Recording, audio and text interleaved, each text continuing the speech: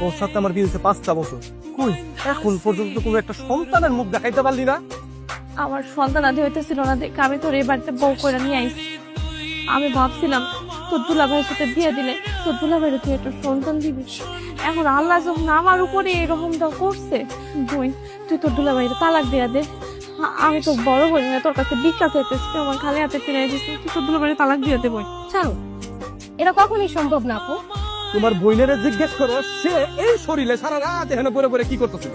তুমি আমার ঘরের বাইরে কি শুধু ঘুমাইতেছিল নাকি আরিফা থেকে কিছু শোনার চেষ্টা করতেছিল? ছি ছি ছি বুবু, আমি তোমার থেকে এটা আশা করি নাই। কটা কাপড় ধুয়ে দিলে কি সমস্যা হয়? তাছাড়া আমার কি বাসার কোনো কাজ কাম করছে নাকি? এগুলো আমার অভ্যাস না। কাজ কাম করেছিস ভালো কথা, তাই বলে এখন তোর বিয়ে হইছে, সংসার হইছে, নিজের সংসারের কাজ নিজে করবি না?